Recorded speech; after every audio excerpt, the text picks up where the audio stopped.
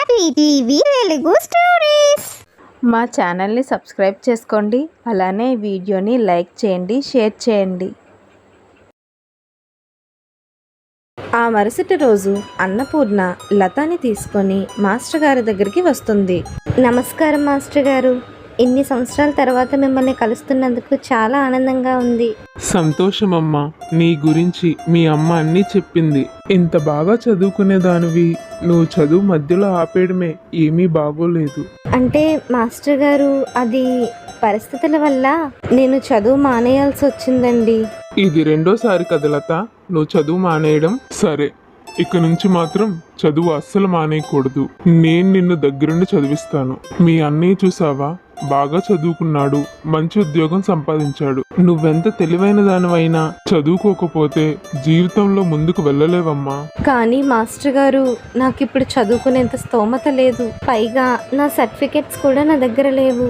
డబ్బుల కోసం నువ్వేమీ కంగారు పడకు.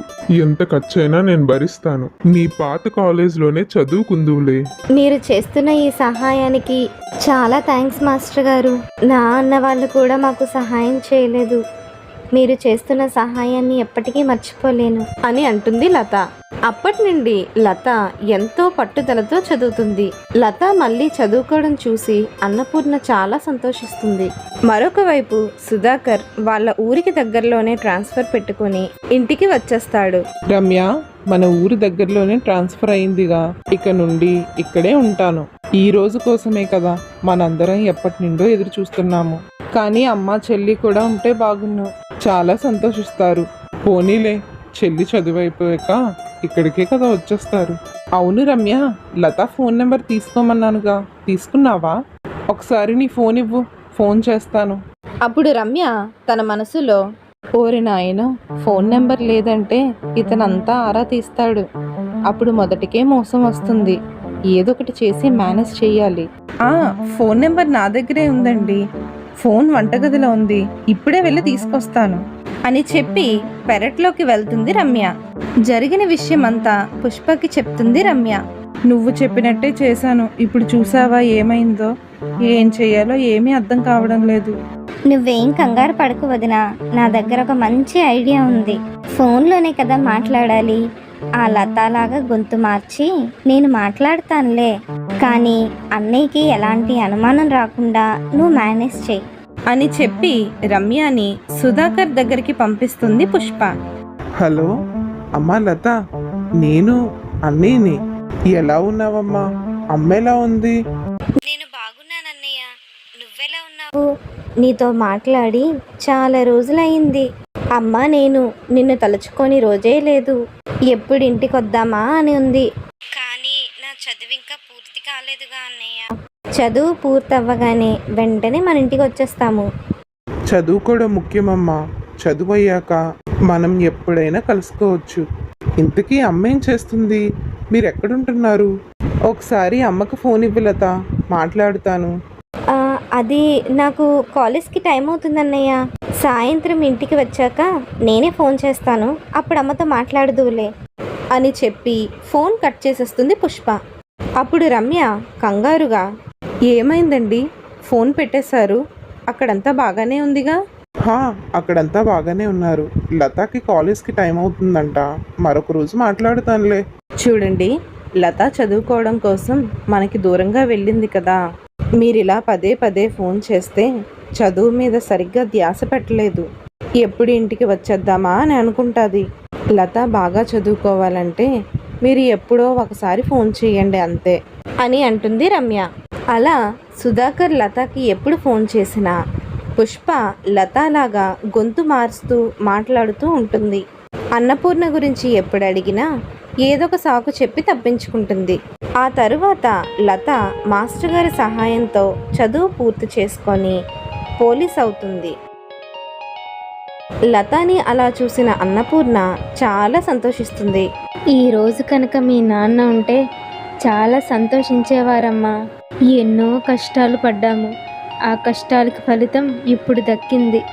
ఎవరూ లేని వారికి ఆ దేవుడే దిక్కన్నట్టు ఇన్ని సంవత్సరాలు ఆ దేవుడే మనల్ని ఆదుకున్నాడు. నువ్వింత గొప్పదాని అవ్వడం నాకు చాలా ఆనందంగా ఉందమ్మా. అవునమ్మా, మన కష్టాలన్నీ పూర్తిగా తీరిపోయినట్టే.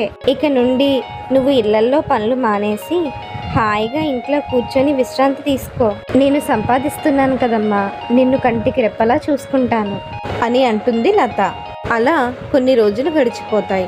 సుధాకర్ తన చెల్లి లత అనుకుని పుష్పతో మాట్లాడుతూ ఉంటాడు. అలా మాట్లాడుతూ ఉండగా మాటలు పూర్తవ్వకముందే పుష్ప ఫోన్ కట్ చేసేస్తుంది.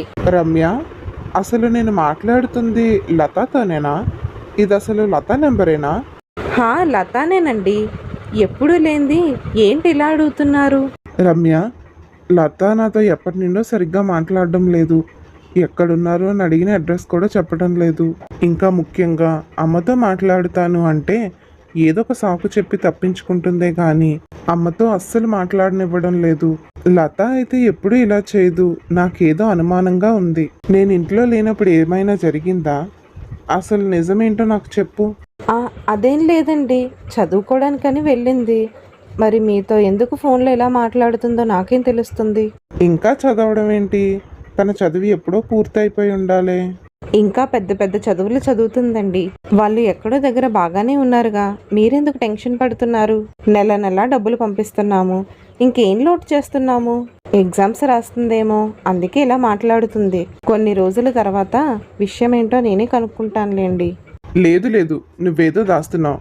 విషయం ఏంటో మర్యాదగా చెప్పు రమ్య. అప్పుడు తక్షిత్ మధ్యలో కల్పించుకొని జరిగిన విషయమంతా చెప్తాడు.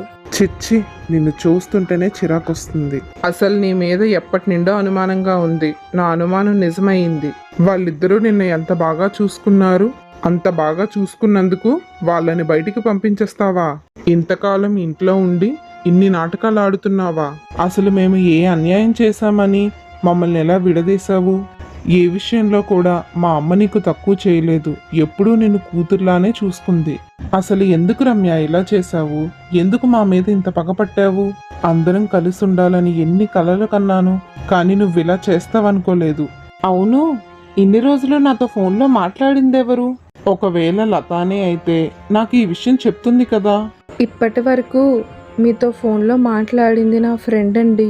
ఛీ, ఇలాంటి ఆలోచనలు నీకు అసలు ఎలా వచ్చాయో?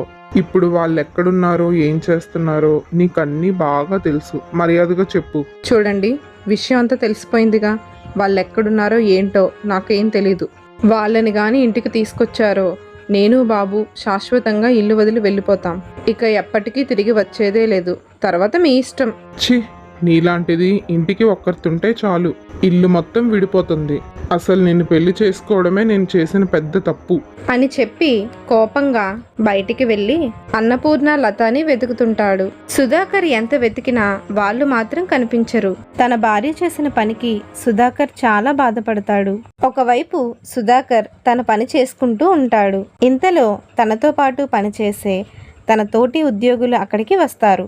ఒరే సుధాకర్, ఎప్పుడు అలా వర్క్లోనే ఉంటావు. కాస్త మాతో కూడా టైం స్పెండ్ చేయరా? మేము చూడు వర్క్ చేస్తున్నాము, ఎంజాయ్ చేస్తున్నాము. సరేరా, ఇంతకీ ఏ పని మీద వచ్చారో చెప్పండి. ఏదైనా పని ఉంటేనే గాని నా దగ్గరికి రారు కదా. మనోడు బాగా తెలివైన వాడురా. సరే, పాయింట్కే వద్దాం. ఏమీ లేదు సుధాకర్, ఒక ఫైల్ మీద మా సంతకంతో పాటు నీ సంతకం కూడా కావాలి. సంతకం చిన్నదే అయినా పేమెంట్ మాత్రం బాగానే ఇస్తారు. ఇలాంటి ఇల్లీగల్ పనుల్లో నీకు ఎక్స్పీరియన్స్ ఉందో లేదో? మేమున్నాంగా. ఏమీ ఆలోచించకుండా ముందు సంతకం పెట్టేయి. చూడు భాస్కర్, ఇలాంటి ఇల్లీగల్ పనులు నేను ఎప్పటికీ చేయను. మీరు కూడా మానుకోవడం మంచిది. మీరు ఇలానే కనుక కంటిన్యూ అయితే మన మేనేజర్కి మీ మీద కంప్లైంట్ ఇస్తాను. చూడు సుధాకర్, చిన్న విషయాన్ని పెద్దది చేయకు. మేమెంత నెమ్మదిగా అడుగుతున్నామో అంతే నెమ్మదిగా సంతకం పెట్టు. చూడండి, మీరెన్ని చెప్పినా నేను సంతకం పెట్టను. మర్యాదగా ఇక్కడి నుండి వెళ్ళండి, లేదంటే నేను ఇప్పుడే మేనేజర్ గారి దగ్గరికి వెళ్ళి కంప్లైంట్ ఇస్తాను. వీడిలా చెప్తే వినేలా లేడు. మా మీదే కంప్లైంట్ ఇస్తావా? నీ సంగతి చెప్తానుండు అని చెప్పి వాళ్ళు కోపంగా అక్కడి నుండి వెళ్ళిపోతారు. వాళ్ళు వెళ్ళిన తర్వాత సుధాకర్ వాళ్ళ మేనేజర్ దగ్గరికి వెళ్ళి జరిగిన విషయం అంతా చెప్తాడు. ఆ తర్వాత ఏం జరిగిందో నెక్స్ట్ ఎపిసోడ్లో తెలుసుకుందాం.